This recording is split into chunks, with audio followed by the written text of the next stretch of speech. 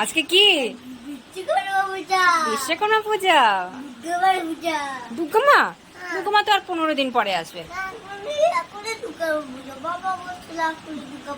আরে এখনই তো বিশ্বকর্মা, এ তো পূজা শুরু হলো, আজকে বিশ্বকর্মা পূজা, তার 15 ডেজ পরে মা দুর্গার পূজা, তাই না? তোমার মজা লাগছে? খুব মজা। আচ্ছা এদিকে শোনো শোনো, তোমার কয়টা ড্রেস হয়েছে সবাইকে বলে দাও। না না 8টা। 8 আচ্ছা এখন তুমি কোথায় যাচ্ছ? বলো রিহার্সেল আছে, আমার প্রোগ্রাম আছে তো এই জন্য। সবাইকে বাই করে দাও। বলো আমাদের ব্লগ দেখতে থাকো। তো এখন আমরা যাচ্ছি ওর আবৃত্তি ক্লাসে। আজকে তো বিশ্বকর্মা পূজা, সবাইকে শুভ বিশ্বকর্মা পূজা, অনেক অনেক শুভেচ্ছা।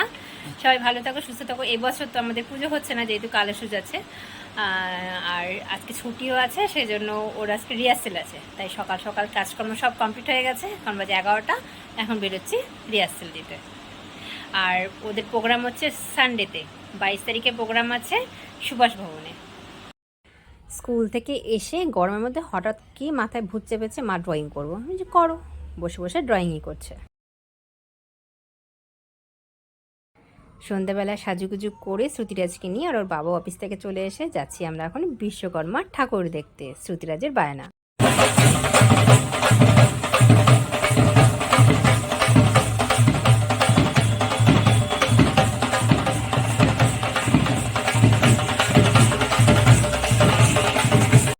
তারপরে ওর বাবা চলে গেল টেলারের কাছে নিজের কুর্তা শার্ট এগুলো বানাতে।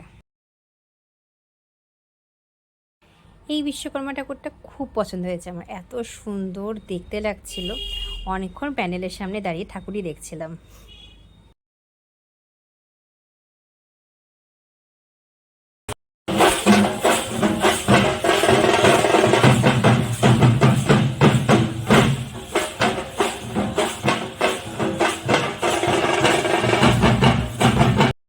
তো নেক্সট দিন ছিল বিশ্বকর্মা পূজার পরের দিন আমার বাবার মৃত্যুতিথি। প্রতি বছর এই দিনই পড়ে, মানে এইভাবেই তো হয়েছিল 18 তারিখ।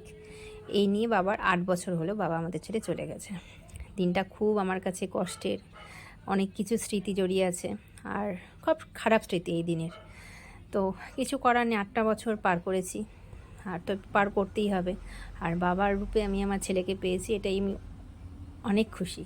মানে শ্রুতিরাজ এত সুন্দর আমার কেয়ার করে, মানে আমার বাবা যেরকম করে কেয়ার করতো ঠিক তেমনভাবেই করে, মানে তার থেকেও বলবো যে বেশিভাবে করে। তখন মনটা অনেক আনন্দ আনন্দ লাগে।